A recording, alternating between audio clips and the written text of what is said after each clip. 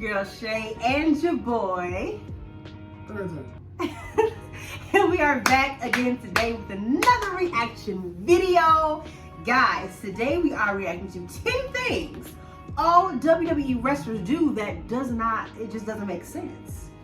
I'm not sure what could be in this video, but I don't know. I feel like once we watch it, I know. Yeah, like once we watch it, I'll be like, that's right. It's another video by WrestleMania, so yeah, that's what we're gonna get into. Sit back, relax, and enjoy, because here we go, guys. Now, one of the elements to fully enjoy wrestling is suspending your disbelief while watching the product. Although pro wrestling is loved worldwide, there are certain things about wrestling that simply make no sense at all and defy all reasonable logic. But what are they? Well, join us now as WrestleMania looks at 10 things WWE wrestlers do that make no sense. Be sure to subscribe and hit that notification bell for daily wrestling videos, and follow us on Facebook for exclusive lists.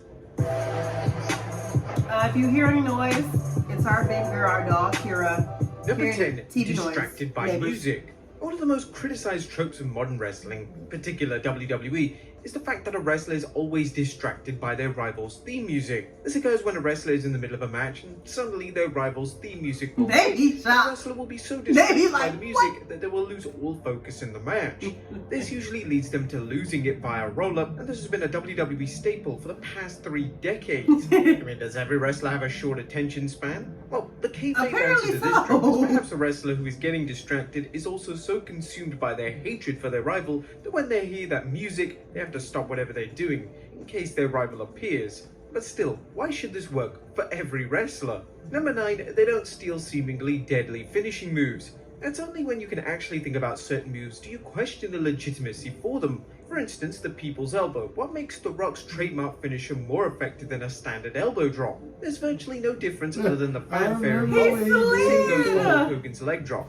That was that cool. move different from a standard leg drop? A normal leg drop never seems to win a match, other than when Hogan uses the move as his finisher. Because Why it's is that Hulk the Hogan. case? But that's Also, what I that say leads too to the about the question, belly do to certain belly. finishing moves such as the The People's belly to Elbow, belly John is Cena's regular, attitude but adjustment, then or when even Bailey Randy does Orton's the belly RKO to is belly, incredible. it's a Why should finisher, every and they're wrestler on the done. WWE roster I'm use like, him as their what? finisher? It's as if certain wrestlers have copyright on their finishing moves being duplicated, but this has never been addressed on WWE programming. Number 8, the Irish Whip. The Irish Whip is a move which is used in every single wrestling match, but it makes little sense.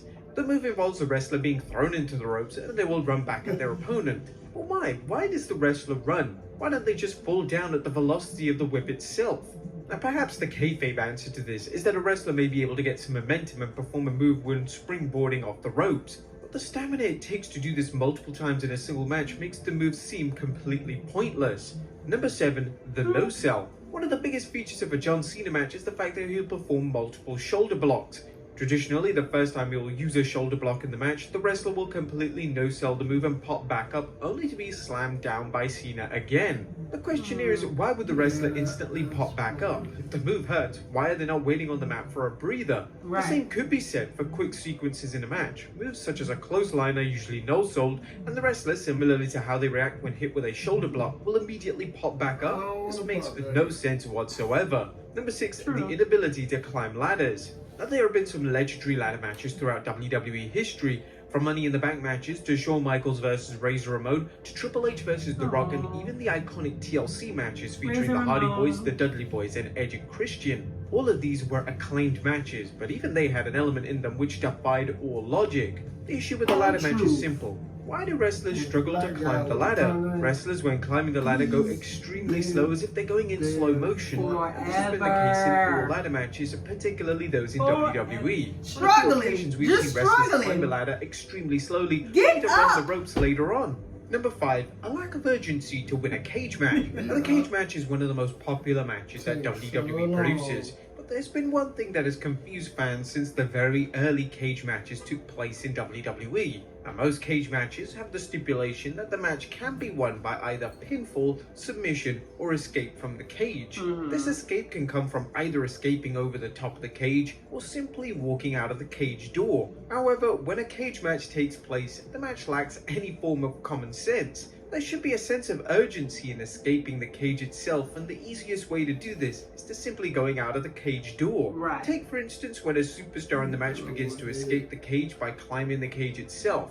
If their opponent simply ran to the cage door and jumped out, they would win the match, but this kinda rarely happens. Number 4, waiting to be hit by a dive. A popular criticism towards modern day pro wrestling is the overuse of dives to the outside. A lot of fans feel like the move is used far too much, and the criticism is often directed at the move being flawed. The flaw comes in the fact that the person about to be hit by the dive always seems to stand and awkwardly wait to be hit. Why don't they just move? Why don't they allow themselves to be hit with a move of that nature? There are a number of wrestlers who try to sell into the dive, and this means that they will sell their exhaustion just before the dive, and this gives them about 2 to 3 seconds to actually safely catch the wrestler executing the move. Although the move is criticized by fans, the move has never been more popular with wrestlers themselves, and it looks like the move is slowly becoming just a standard wrestling move, similar to a clothesline or even a body slam.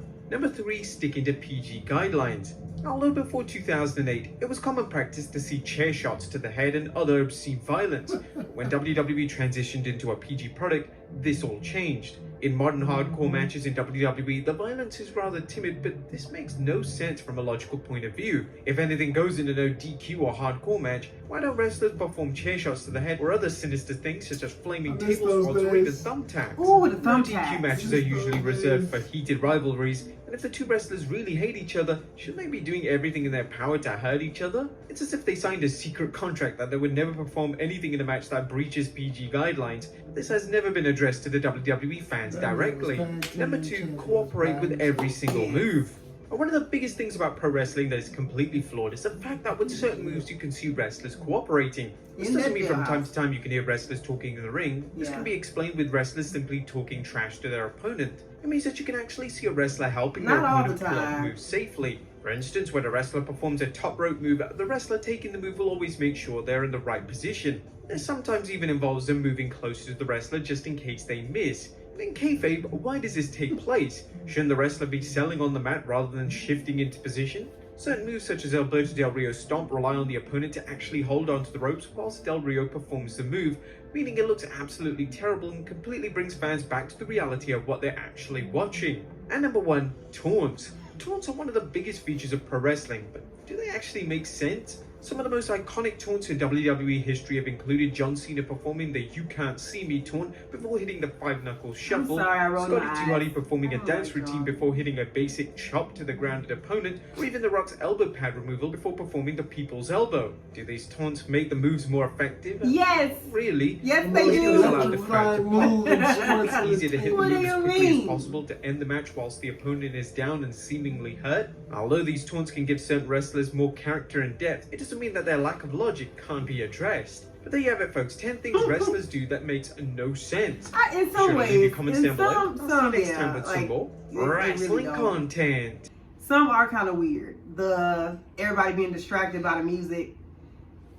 That's I didn't even pay that. Yeah, like when you think about it, you be like, you know what? That is a little strange. They don't just keep. Well, no, I've seen some people that just kept fighting. Yeah, yeah. But majority of the time, they'd be like, oh. Y'all know one thing that don't make sense to me that I hate, and he hears me say it sometimes, is when people can't tag their partner. That's what I thought. That bothers me so much when they're so dramatic and they crawling on the floor trying to build up the anticipation. Like just get them, just tag them. Like, what do you mean? Their hand is right there. Just reach out and tag. Okay, guys, so that was our reaction to 10 things all WWE wrestlers do, and it just doesn't make any sense. We hope you enjoyed the video. Please comment down below and let us know if that makes sense to you, that some of these things really don't make sense. Or if you noticed any other things that wasn't on the list, or that I didn't say, or that he didn't say. Please comment down below and let us know. If you like the video, make sure to like it. And don't forget to subscribe to the channel to be a part of the family. You got anything you want to say?